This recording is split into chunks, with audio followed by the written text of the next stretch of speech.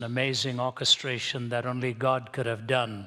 And when you hear that, you will know this was His doing. No human being could ever have conjured up this sequence of events and this connection of people to deal with an emergent situation when Tom was in the Philippines. So that'll be after I finish sharing with you a little bit of the story of our ZIM.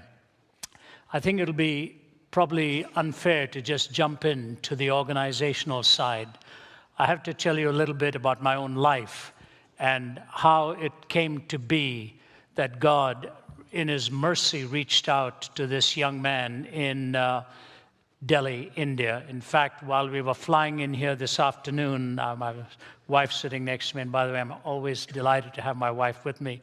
She is almost never with me. I can't compete with the grandchildren anymore. She is at home. Somebody once said to Winston Churchill, "Have I ever told you about my grandchildren?" He said, "No, and I want you to know how much I appreciate it." So I won't tell you much about that, but Margie is with me this weekend, and it's a delight for me to have her here. But as we were flying in, I showed her a letter that I received just before we boarded from my sister in Toronto. She's married to Sundar Krishnan, who's a well-known expositor. Sundar is now my brother-in-law. We grew up from the time we were 6 years old. When I came to know Christ, Sundar was preparing for a course in nuclear physics, became a nuclear physicist, went on to Toronto, Canada, became their top safety expert there, and then God tapped his shoulder to go into the ministry. And that's where he is now, and he's been in the ministry now for 35 years. We are almost the identical age. He's 6 months older than I am. I never let him forget that. And but she wrote to me, and she said, "I'm in Arizona vacationing with Sundar, and we were in Lima before that." And she went on to meeting people who'd been touched by this ministry, and she said, "I just want to say something to you, Ravi." She said, "Dad always thought you would end up in jail in your life." That's her exact words. "Dad always thought you would end up in jail." And I remember him telling Mom that I was really a rotter, had no purpose in life, and that I was going to end up in jail. She said, "Today all I can say is God had plans far different to what any one of us had ever envisioned for you." And you know, when your own sister writes a long, protracted letter of affirmation and appreciation, you know how the grand weaver has worked in your own life. I used to listen to a lot to English music when I was supposed to be studying. I had my physics textbook by an Indian author by the name of G.L. Datta. Anybody who studied science in India knows the name of G.L. Datta. The only problem was if you'd open my book, it would always open on the same page because I never turned it. I would just sit there and I'd be daydreaming. We used to sit around the dining table, the 5 of us kids, assigned to study for 2 hours. I'd be staring at G.L. Datta, but with the low tones of music in the background. And he used to be called the voice of Radio Ceylon, Choice of the People. Now it's Sri Lanka. And one day I remember listening to this song. I used to do a lot of memory work right from the time I was young. So I started listening to this song every day as it would come 6:30 p.m. And I would start memorizing it. This is the way it went. Ed Ames narrating it, that dates me. But in the background of that song was an Eastern chant while Ames would narrate it in these words. "From the canyons of the mind, we wander on and stumble blind, wade through the often tangled maze of starless nights and sunless days, hoping for some kind of clue, a road to lead us to the truth. But who will answer? As side by side two people stand together, vowing hand in hand that love's embedded in their hearts, but soon an empty feeling starts to overwhelm their hollow lives, and if they ask the hows and whys, who will answer? As far upon a distant ledge, far upon a distant hill, a young man's lying very still. His arms will never hold his child because a bullet running wild has struck him down, and now he cries, 'My God, oh why, oh why?' And who will answer? As high upon a lonely ledge, a figure teeters near the edge, while jeering crowds collect below to egg him on with, 'Go, man, go.' And none will ask what led him to his private day of doom, and who will answer? As 'neath the spreading mushroom tree, the world revolves with apathy, while overhead a row of specks drowned out by discotheques. And if the secret button's pressed because one man has been outguessed, who will answer? Is our hope in walnut shells, worn round the neck with temple bells, or deep within some cloistered walls where hooded figures pray in shawls, or high upon some dusty shelves, or in the stars, or in ourselves, who will answer? And the chorus went this way: if the soul is darkened by a fear it cannot name, if the mind is baffled when the rules don't fit the game, who will answer? Who will answer? Who will answer? There were two things that struck me about that song. Number one, it was being narrated by an American. And I always thought growing up in India, if I could ever end up in America, I'd be okay. I'd find some prosperous lifestyle. Everything would be wonderful. I'd have all the income I needed. I wouldn't be plagued by questions anymore. That was the first thing. But the second thing was, it was not what would logically come into your mind, what is the answer, but it was who will answer. And that's what kept digging deep into my own soul, that everybody is asking the same questions, but this man is asking it differently. Who will be the answer? And I was driven to ask question after question after question. My mother looked at me one day totally frustrated and said, "Where do you come up with all these questions?" I said, "I don't know. They come up from within me. I have these questions." She was a simple woman. Yes, she was educated, but she was a very simple-minded person. My father and mother had an arranged marriage. He came from a rather sophisticated family. She came from a simple background, very different story, and it was a struggle for all those years. My mother could have walked out of that family with all the struggle and pain that was being inflicted upon her. And I mean that. Pain that was inflicted on her, emotional and physical. But she would look at us kids and wonder what would ever happen to us. And of all of the five, she had a special fear that I would be destroyed if she were not around there to protect me from my own dad. That's the way it was. But then at the age of 17, I was on a bed of suicide when a Bible was brought to me. I'd never cracked open a Bible in my life before that. And as that Bible was given to me, and I couldn't hold the Bible because my body was dehydrated. I had poisoned my system, and the moisture had gone with just all the nausea that it had induced. It spilled out all the moisture out of my body, and it was the servant in the house had rushed me to the hospital, and they put me on IVs. I would not have made it, but I couldn't lift my arm up. I couldn't put my hands together, and so it was my mother who was given the Bible, and she was told what chapter to read, and the man was not allowed to stay. He left. And he gave her John chapter 14. Jesus is talking to Thomas, who was the one who'd really gone to India to preach the gospel in the southern tip of India, of Kerala. And the first 7 of his converts were from the highest caste of the Hindu priesthood, called the Nambudris. My ancestors were all Nambudris. They came from the highest caste of the Hindu priesthood. And here I'm now listening to Jesus talking to Thomas. I couldn't put it all together then. I knew nothing of this then. All I knew is that he's talking to this man, to whom he says, "I am the way, the truth, and the life. No one comes unto the Father except through me." And then as it goes on in verse 19 of chapter 14, he says this: "Because I live, you shall live also." That was the who I'd been looking for.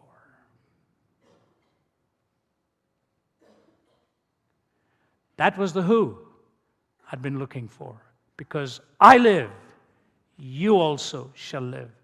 And I just prayed a simple prayer. I said, "Jesus, if you are who you're claiming to be, the author of life, the giver of life, take me out of this hospital room. I will leave no stone unturned in my pursuit of truth. I will follow you with my whole heart." That was when I was 17 years old. I celebrated my 69th birthday 2 weeks ago. 52 years ago, that transformation took place. I have never looked back, except look back with amazement. And a day never goes like today. My sister writing to me and just saying, "I can't believe all that God has done and accomplished in your life," and so forth. There are questions. People have questions. People suffer from emptiness, no meaning. They want something to hold on to that tells them life can be put together, that there are not just answers, there is a who to whom you can be related. And so when I came to Canada and was going into business, long story, I won't belabor all of that, I was going into the hotel and catering, the hospitality industry. I saw what was going on in those hotel rooms night after night. I was only 20 years old at that time, and I said, there are more problems here than solutions. People are coming here barren and empty, and once that midnight hour strikes, a mania seems to break out in these places. All kinds of things happen. I said, I don't want to be hanging around this the rest of my life. I turned in my resignation, went into theological training, and graduated and pursued several studies, both at Trinity in Deerfield and then at Cambridge University and so on. All that happened in my heart, God had prepared for a purpose. And in 1983, when I was a professor in Nyack, New York, for the denomination, that's where I first met your pastor, by the way, Pastor Joe. We've known each other for many, many years. I was with the Christian Mission Alliance. I still am licensed and ordained by them. I've been with them now for 42 years of ordained ministry. I'm licensed with them. But as I was a professor there, I said, this is really not my calling. I'm doing it to honor my leaders. I'm not an academic. I'm an evangelist. I'm an apologist. And Billy Graham had asked me to come and speak for him at Amsterdam 83. And here, speaking to the world's leading 4,000 evangelists, I'd sat down afterwards. Dr. Graham had been so kind in his comments about that message. I didn't even know until that point he knew I existed. Really. And as he chatted with me afterwards and before, I said, you know, I've noticed something out here. And while flying back with my wife, Margie, we'd gone from Amsterdam to India, saw the poverty there amongst the clergy and lack of education. I put the two together and I said to her, almost every evangelist speaking to the evangelist was basically talking about evangelism to the unhappy pagan. I said, and that's wonderful, but nobody's telling us how to reach the happy pagan. And there's a lot of happy pagans around, those who are not even asking the questions. I said, if your life is falling apart, yeah, you need a doctor. But if you think you're well, but you don't realize that inside of you is something that is not immediate, but is just as fatal. How do you reach that kind of person? So I told her I was going to go back and resign my job. And you know, we had 3 young children. I was the chairman of the department. You had a salary coming in. You had all this security. What are you going to do with 3 young kids and you're going out on a step of faith to start a new ministry? So I said to her, don't tell your mom and dad about this, please. No, because he gave me quite the interview before I married her. And he was a rigorous chemical engineer. About the only thing he didn't ask me at that time was the length of my trousers. He'd asked everything else from my bank account, what I planned to earn, how I planned to support her, and all of that, because he expected it to be my duty. I said, please don't tell your mom and dad about this. As a matter of fact, don't tell anybody about it. Let's just pray. If we had $50,000 from somewhere, we'll take this as the Lord's prompting to move ahead. I want to start a Christian apologetics ministry and build a team that will defend the faith in the midst of audiences comprised of the happy pagans, in the academic arena, in the intellectual arena, in the business arena, and in the arts. 4 of those arenas, and of course within churches and so on. So she said, boy, that's a lot of money. I said, yep, we never received anything like that. I think I forget even what the biggest amount I'd ever received as a young student. And so we're praying about this. And then I was invited to speak to about 300 businessmen and women not far from here in a place called Sawmill Creek, Ohio. Okay. So I got off the plane. I didn't even know where Sawmill Creek was. We were driven out there, landed at Cleveland. I spoke to these business people, and Gordon MacDonald was the other speaker. I'd spoken 5 times.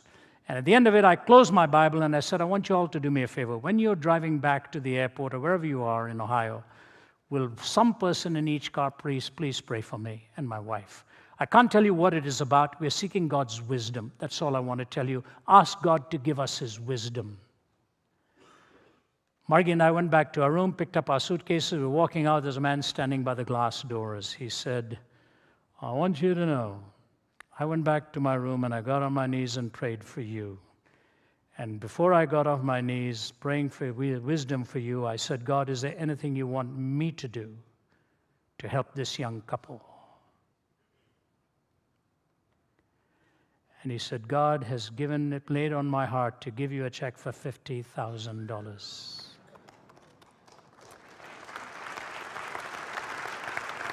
It was 1983, November of 1983. It was a lot of money then, it's a lot of money now.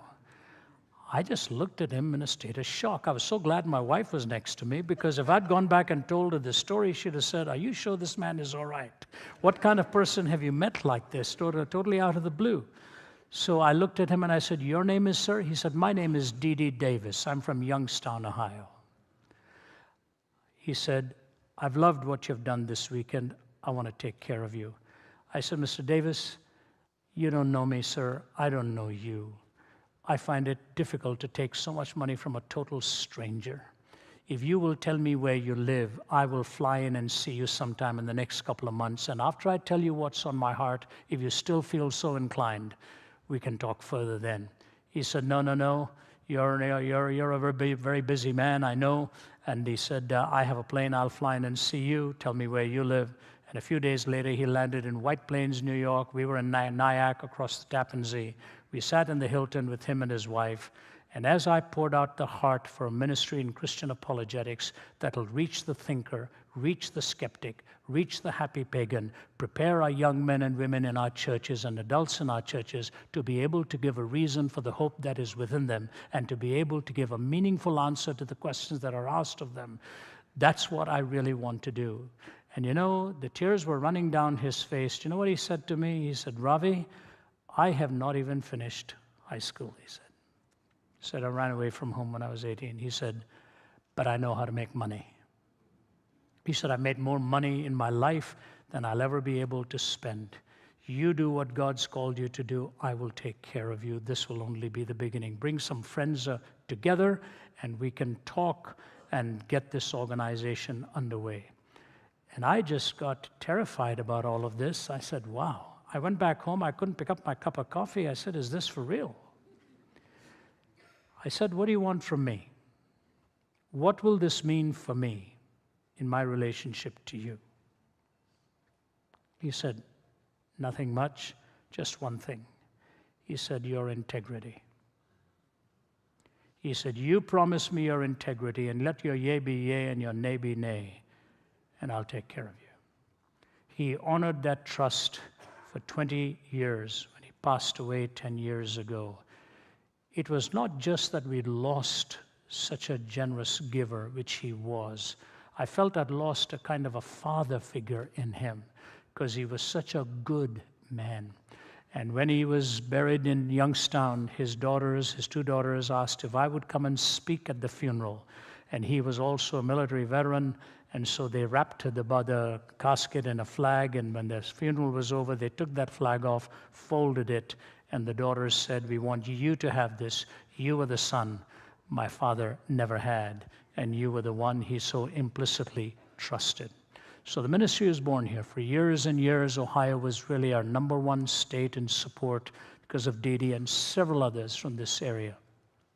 When this ministry began and got underway, my goal was to have a team get on the air, do some writing, and get the ministry on every major continent. I didn't know how we were going to do this. I want you to know something. I am not a planner. I am not a process person. There's only two things I really do. I speak and write, and sometimes I'm not sure I'm doing that well enough either. That's all I do. I speak and write. I cannot endure board meetings. I do not like long, drawn-out administrative stuff. If anybody would do that for me, I think my idea of hell at that time was to become an administrator. If you had to administer everything, I just had no attraction to that. I had no such things for figures and planning and scheming and all. I'd prepare a talk. I could write a book. That's all I was trying to do. God started to work. He started to work in ways that made it absolutely sure in my mind this had nothing to do with me. This had everything to do with His calling. You see, just before I left India, I had applied for the Indian Air Force to become a pilot. India was at war with Pakistan. It was just another job. I said, "I'm failed at everything else. Let me try GD pilots." They had 300 people interviewed. They were going to select 10. I came in at number 3. So I phoned home and said, "Done it. All the exams are over, physical endurance." I used to be quite the athlete in those days. I used to run great distances every day. I leaped over walls and this and that, and I was selected. So I phoned home and said, "Done. I'm going to be going to the National Defense Academy. I'm going to be in the Indian Air Force." One more interview left. I went for the interview, and a big Churchillian-looking, jowly individual, a wing commander, looked at me after the interview and he said, "Beta," that's in Hindi, it means son. He said, "Beta, you're a nice young man." I thought something horrible is about to happen. He said, "I know you've placed number 3. He said, "But I am going to reject you." I hated that word. I said, "Why?" He said, "This job is about killing, and psychologically you are not equipped to kill." You know, for just a moment, I wondered if I could prove him wrong right then and there, you know. But one look at him, and a fool I wasn't. His size, he would have had me for a meal that night, you know. I walked out of there in a daze. I said, "What on earth?" I had no courage to phone my parents. When I arrived back by train, my parents had brought all their friends along with garlands and sweets at the railway station to congratulate me. I said, "My goodness, you talk about a humiliation out here." I didn't have the heart to tell them. Had I been accepted in the Indian Air Force, I'd have been a minimum commitment for about 20 years. There had been no thought of where God had in mind for me. He blocked my path in order to open the door that He wanted to open for me. The ministry of RZIM began some years after I moved, as I told you the story how it did. 10 years ago, I was in Oxford having breakfast with Alistair McGrath and Michael Ramsden, my colleague. And I said to them, "You know, we're talking about 3 initiatives out here that I'm thinking about. One of them was to have a place where we could train academics philosophically in high-level education at Oxford. Michael Ramsden had been talking about it. Alistair McGrath gave us the possibility. So we were going to open the Oxford Center for Christian Apologetics. The second initiative we wanted to have was Wellspring International, a charitable arm of this ministry that would reach out to the hurting of the world, especially women and children at risk. In all of my travels, I'd seen so many horrific things happening in the prostitution industry. I said, somebody has to be involved in rescuing this. So we started Wellspring International. At that time, my daughter Naomi was working in the White House under President Bush, and they were offering her position under John Ashcroft at the Justice Department. I flew her in from there to tell her, "I know your heart, I know your passion, because right out of graduation from Wheaton, you went to the Dominican to work with orphans." I said, "Would you consider leading this work of rescuing women and children from the sex trafficking industry in Wellspring International?" She went back, prayed about it. She said, "Dad, it's on my heart all along." She anchored that. Then the third vision was to reach the Islamic world, but to do it in a way where we had Westerners prepared to understand the language and the nature of the Quran and understand Islamic doctrine thoroughly to be able to defend their own culture and their own teaching, so that a supervening worldview that was contrary to the worldview that helped found this nation would not be able to overwhelm this culture. Pluralism is a good thing, but the absolute truth and the nature on which this nation was founded, only the truths of the Judeo-Christian worldview could have founded a nation like this. No other worldview could have. You take the Declaration of Independence. Pantheism, Islam would never have framed a statement that we believe these truths to be self-evident, that we are all created equal, endowed by our Creator with inalienable rights for life, liberty, and the pursuit of happiness. Hinduism would never have said that. Buddhism would never have said that. Pantheism would never have made a statement that we are all created equal. The karmic system is stratified. And given freedom by our Creator, Islam would never make a statement like that. Islam is a heteronymous culture that dictates for the masses. So I said we need to protect the values. And so we had the third one called SWOD, Scholars with a Dream, because many Muslims were coming to Christ through dreams and visions and so on. But we needed the scholarly side of it. Wellspring International, the Oxford Center for Christian Apologetics, SWOD, Scholars with a Dream, to prepare 100 scholars with a doctoral level degree in Islamics. We are well on our way to accomplishing that. Those 3 landmarks came 10 years ago. Today, when you look at the Oxford Center for Christian Apologetics, to which your pastor has been, it's turning out some of the finest Christian apologists all over the world.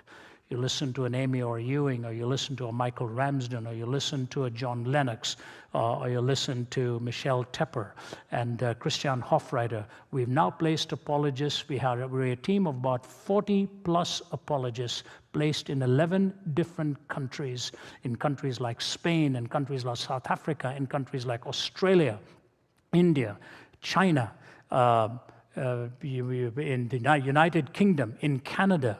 We've got a whole slew of well-trained apologists. And I just want to give you a couple of illustrations, and then I'll close. How did God open the door for all of us? When I was invited to speak at the United Nations, the second time I was speaking there, they tell you about 15 to 17 minutes, and you can't go overtly with the gospel. You've got to respect the plurality of those around you. So you speak for about 12, 13 minutes, last 5 minutes, you bring the gospel in.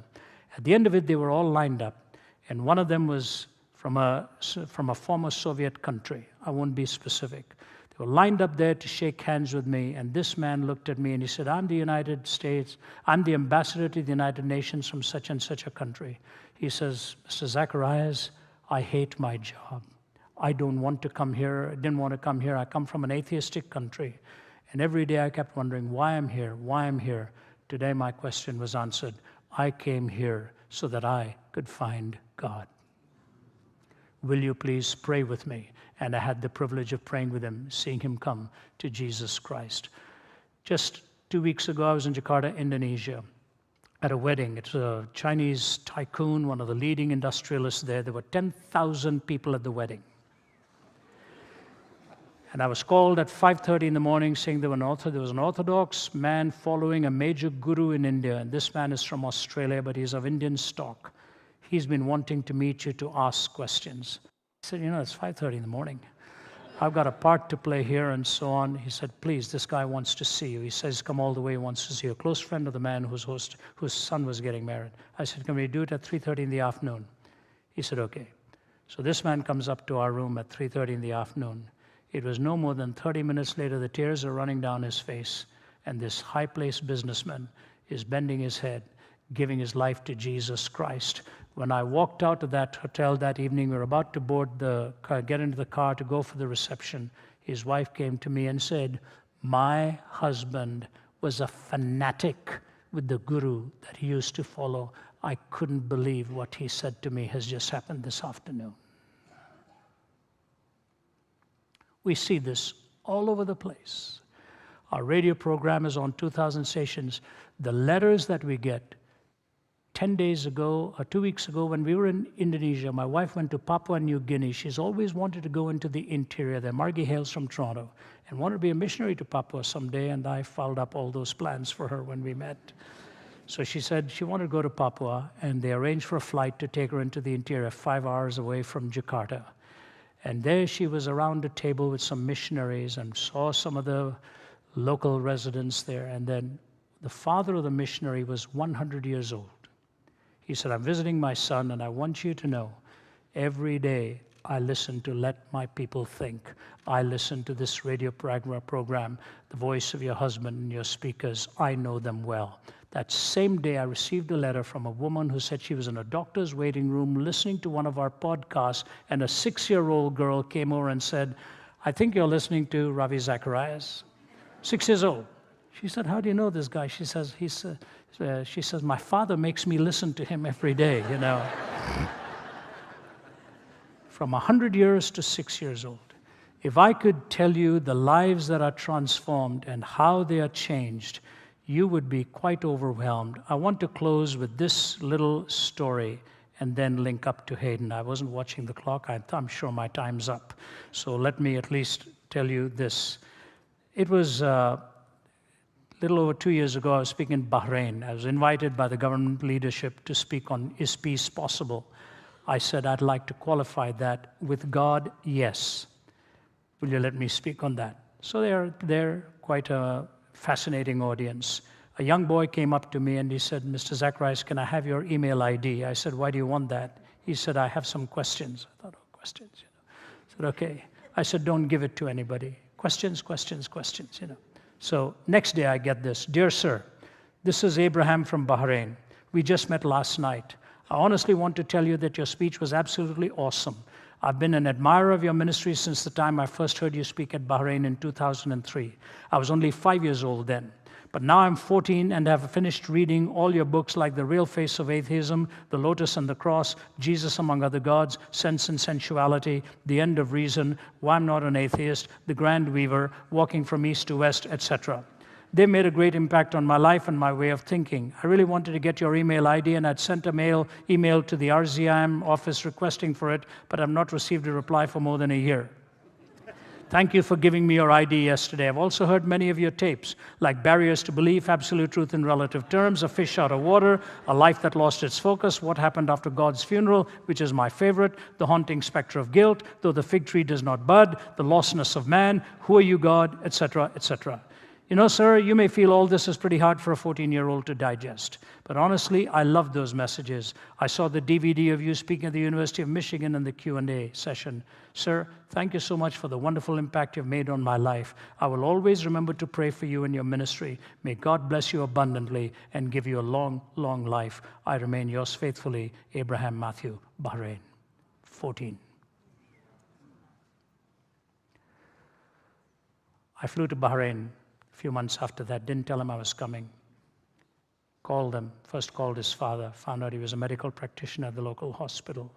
Went and had dinner with them that night. He'd lost his mother when he was only 7 years old, this little boy had. He's a genius. I told the dad, I'm going to keep an eye on your son. God's got his hand upon him. Ladies and gentlemen, our young people are desperately looking for light along their path. Sexually, they indulge till they wipe themselves out. They have nothing fanciful to look forward to anymore. They have spent themselves and they've come away empty-handed. All of the gizmos and all of the stuff we've given to them, they have actually depersonalized the real individual and personalized subjectivity, and they could be talking to total strangers and think they are actually having a meaningful conversation. Our youth are at dire straits on a lonely path to emptiness. I am committed more than ever, and so one of the visions God has given to me to follow this. A year ago, I began to think of setting up a Center for Christian Apologetics in Atlanta, Georgia. We are calling it IACT, the Institute of Apologetics and Contemporary Thought. We're in the process of negotiating the purchase of a large building and a few buildings there to bring in youth from all over the world, to prepare them and train them, to help our churches, help our pastors, have symposiums, bring in the best scholars, have scholars in residence to be able to prepare the church to face a kind of a strident skepticism. You cannot set a tepid Christianity besides a scorching paganism. You cannot set a tepid Christianity besides a scorching paganism. And we have to have that heart warmed and the truth so ably defended. Maybe we'll get a chance on Sunday night to answer some questions on that. And now to my closing thought. It was a year ago in June, I was in Manila in the Philippines, and I'd finished speaking. I'd spoken to a large, several thousand in attendance. I was tired out. And a gentleman had asked me to go for dinner. So I said, all right. I'd already told him I'll be tired by the end of the day. No speaking, just dinner, right? Because I found out there's no free meal when you're in the ministry. It's like doctors going to dinner. They never have a dinner without getting consultations by whoever is sitting next to them. And so I said, okay, if you just want to take me out for dinner. So we're driving, and I thought, something is not right here. Matt was my traveling associate at that time. I said, you know, I have a feeling I'm going to speak here, because why is he taking us so far? So I arrived, and there's about 45 business people sitting around their tables and a lectern. I said, this is no dinner. They're going to eat, and I'm going to talk. Sure enough, he introduces me. I have a friend here, and today's my birthday, and this is my birthday gift to you. So his birthday gift to them was me. So I start speaking. I said, this is no fun, you know. Well, I did. He wanted me to speak on a search for meaning. And then he said, now that we've made this man suffered so much, let's inflict a little more suffering. Why don't you answer some questions? So I said, okay. So I stood up, and this guy here, Hayden Coe, comes up to the front of the microphone, and he puts his arms out like this. He's got a big span. And he says to me, meaning, I'm living with pain, shame, and guilt. Where is their meaning? And there are tears running down his face. He starts to tell his story of trying to take his life a couple of times. I don't know who he was. And all I said to him was, you know, you look like a man made for the movies. I didn't know he was a movie actor. I said, you're talking about pain, shame, and guilt? I said, what you're talking about is so deeply personal. See me after the meeting. I'll talk with you one-on-one. So he came to the back, but of course, because of who he was, the people hovering over, listening to the conversation. And as I saw what was happening in his heart, I thought to myself, you know, I don't want to be speaking. I didn't want to speak. I was like a Jonah. I didn't want to answer questions. I just wanted a break.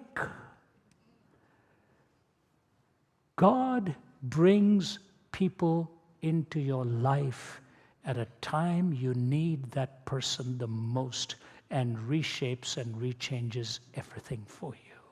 I will guide you with my eye, he said. We embraced each other as we prayed. I knew God was going to use this man enormously. I let him tell you his story, except after he told me the sordid reality of what he'd come through.